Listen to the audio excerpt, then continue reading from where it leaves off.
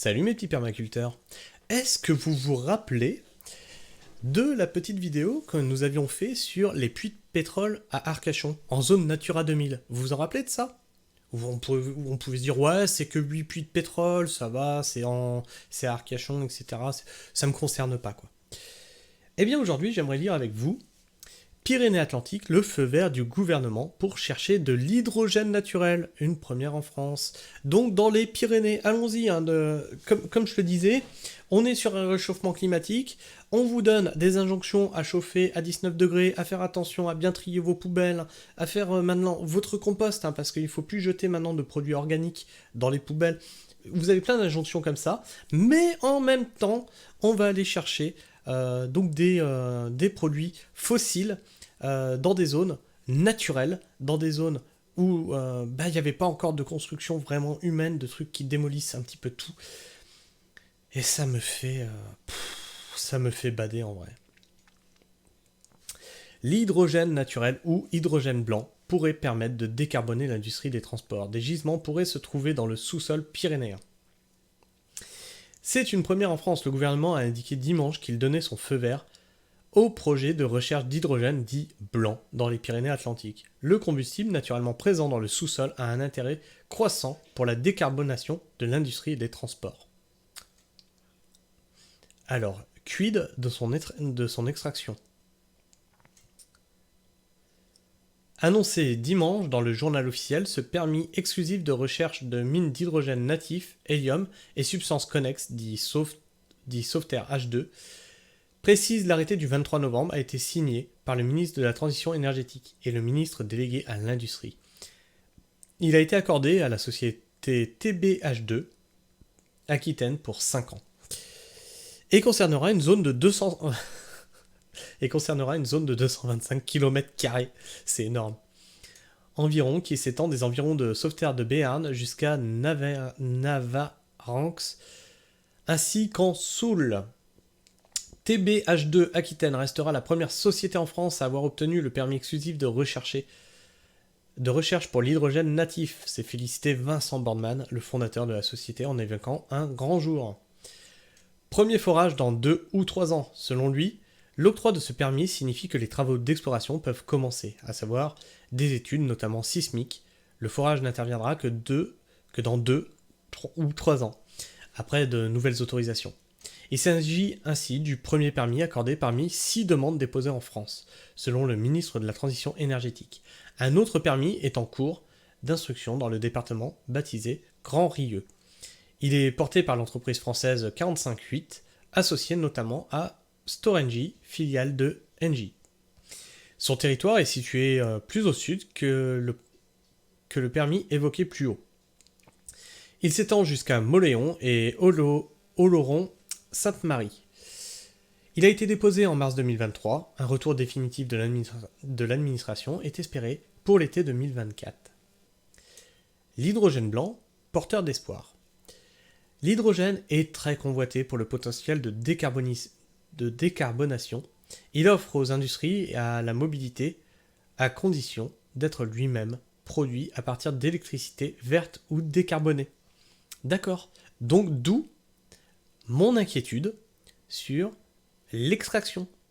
À condition d'être lui-même produite par de l'électricité verte ou décarbonée, ça veut dire des éoliennes, ça veut dire des panneaux solaires, ça veut dire une énergie non pilotable, ou par des centrales nucléaires, sachant qu'on est sur un niveau de consommation avec nos centrales nucléaires qui commence à devenir limite, voire critique. Donc on fait comment ? Moi je pose la question, on fait comment ? Quel est le projet derrière ? Est-ce qu'on en sait plus ? Comment ils vont mettre ça en place ? Je sais pas. Présent naturellement partout sur la planète, l'hydrogène blanc suscite, de fait, des appétits croissants, car il a l'avantage de ne pas émettre de CO2, un des gaz à effet de serre responsable du changement climatique, contrairement à celui produit à partir d'énergie fossile, dit hydrogène gris. Mais, petite question, parce que je suis pas expert là-dedans, mais quand on brûle de l'hydrogène, il en ressort forcément quelque chose. Et ce quelque chose, il a quelle incidence sur le climat, il a quelle incidence sur l'atmosphère, il a quelle incidence sur la couche d'ozone. Je vous pose la question parce que j'en sais en fait rien de cette consommation d'hydrogène. Moi, à chaque fois qu'on me parle d'aller extraire des choses qui sont dans le sol et qui sont censées y rester, pour l'industrie, etc., ça m'inquiète énormément. On n'a jamais fait quelque chose de bon avec ce qu'on a extrait du sol. On a toujours finalement fini par pourrir notre environnement. Et vous allez certainement me parler des métaux et que c'est pas vrai. Ben, renseignez-vous sur les métaux qui sont, ils sont extraits, ils sont raffinés. Il y a des produits chimiques pour les raffiner qui sont restés dans le sol. Non, il y a des vrais problèmes. Jusqu'à présent, 95% de l'hydrogène produit dans le monde est de l'hydrogène gris, fabriqué par les industriels de la chimie ou de la pétrochimie, par le réformage. Un processus toutefois très émetteur de gaz à effet de serre. D'autres formes d'hydrogène existent, bleu, vert et jaune, selon qu'ils recourent à des gaz avec captage de carbone, à des sources d'électricité verte, éolienne, solaire, hydroélectrique, par l'électrolyse de l'eau ou qu'il est produit à partir d'électricité nucléaire. Et donc, nous n'en saurons pas plus sur cet article de comment seront faites ces extractions. Est-ce que c'est à base de... Voilà, on ne sait pas. Donc dans les commentaires, je vous conseille de visiter un jour un hydrogénérateur industriel, l'architecture et la sécurité inhérentes à ce genre d'installation, 4 murs blindés et un mur en plâtre avec une zone de dégagement d'au moins 300 mètres, sans aucune construction, route ou habitation. L'hydrogène natif est présent dans la croûte terrestre, mais il est mélangé avec d'autres composants, azote, méthane, le fameux méthane qui est un gaz à effet de serre, hélium, le principal gisement d'hydrogène blanc est au Mali. C'est moins cher que l'hydrogène vert ou bleu au mètre carré, demande moins d'énergie à la production. Dans des conditions normales de température et de pression, l'hydrogène ne brûle pas, il explose directement.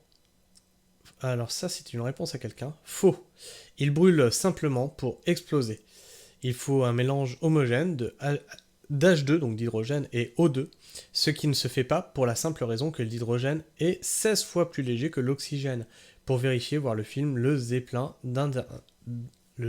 Hindenburg, avec ses 200 000 m3 d'hydrogène, a brûlé à New York en 1936, mais n'a aucunement explosé.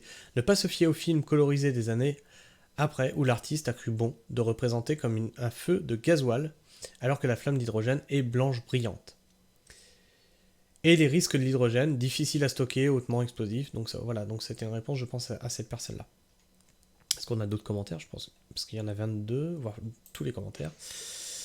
On continue à nous faire avaler des couleuvres. CO2, un gaz à effet de serre responsable du changement climatique. Ah, il est énervé, 3 points d'exclamation. Mais c'est incroyable, 3 points d'exclamation. Le CO2, faut-il le rappeler, est nécessaire, voire vital pour notre planète. Les végétaux l'absorbent en grande quantité, et sans lui, il ne pousserait pas. Faut-il rappeler aussi que le principal gaz à effet de serre est la vapeur d'eau, avec 6 points d'exclamation. Encore un concept industriel qui profitera aux grands groupes multinationaux et nous, pauvres couillons, on paiera toujours plus cher parce qu'il faut, soi-disant, sauver la Terre. Escrologie, quand tu nous tiens 3 points d'exclamation. Ah, il est énervé. De Moléon à Oloron. Bon, ben, à quand l'indépendance du Béarn et du Pays Basque?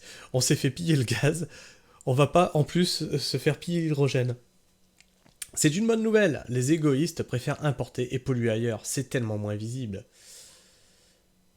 Donc là on a une réponse à lui. Encore un futur pillage de ressources comme à Lac, où nos ressources gazières ont alimenté pendant des décennies Paris, et comme par hasard, le permis accordé au privé. Vous n'êtes pas fan. Un pays communiste où toutes les entreprises sont de l'État et il faut des employés fonctionnaires pour les faire tourner. Drôle vos idées. Au fait, vous faites quoi comme job? Oh putain, oh là, j'écris mal, mais alors là, c'est une lettre sur deux qui est pas dans le bon ordre. Qui vous emploie? Bon bah voilà, voilà, ça suscite, voilà, ça suscite pas mal de réactions. Et vous, vos réactions, qu'est-ce que vous pensez de tout ça? N'hésitez pas à m'en faire part dans les commentaires, hein, votre opinion et votre avis m'intéressent. N'hésitez pas à liker si ce que je fais vous plaît, ou à disliker si ce que je fais vous déplaît, ou si ma personne vous déplaît. Exprimez-vous avec les pouces, hein, lâchez-vous. Si ce n'est déjà fait et que vous aimez bien mon contenu, n'hésitez pas à vous abonner, à activer la cloche. Et sur ce, moi je vous fais la bise, prenez soin du sol et restez pragmatique. Ciao!